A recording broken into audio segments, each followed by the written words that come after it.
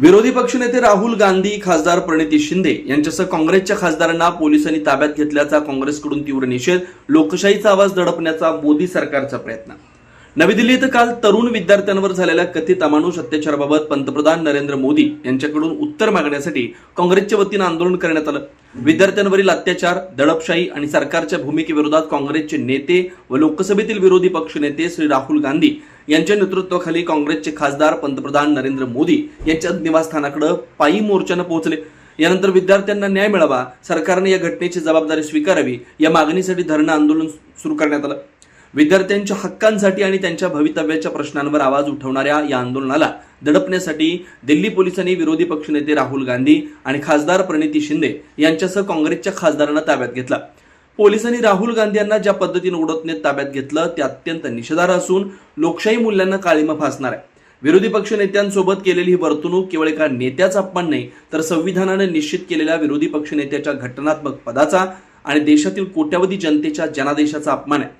लोकशाही मार्गाने प्रश्न विचारणाऱ्या आणि सरकारला जाब विचारणाऱ्या विरोधी पक्षाचा आवाज पोलिसी बळाचा वापर करून दडपण्याचा प्रयत्न अत्यंत दुर्दैवी आणि निंदनीय आहे.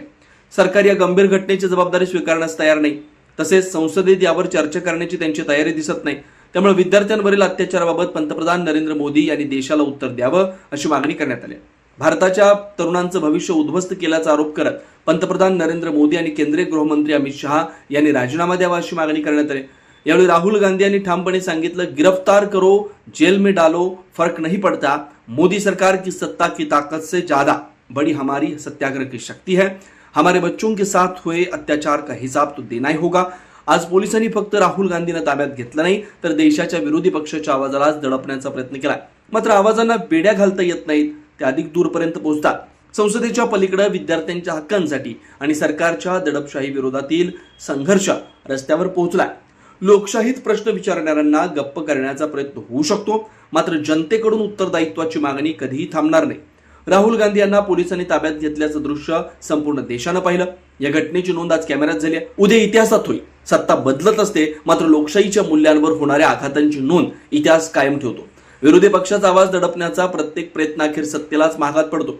राहुल गांधी यांच्या नेतृत्वाखाली संविधान, लोकशाही आणि देशातील तरुणांच्या हक्कांसाठी सुरू असलेल्या या संघर्षात देशातील कोट्यावधी नागरिक, युवक आणि काँग्रेस कार्यकर्ते ठामपणे त्यांच्या पाठीशी उभे आहेत. तिरुपती परकीपंडला, सोलापूर शहर काँग्रेस मीडिया प्रमुख.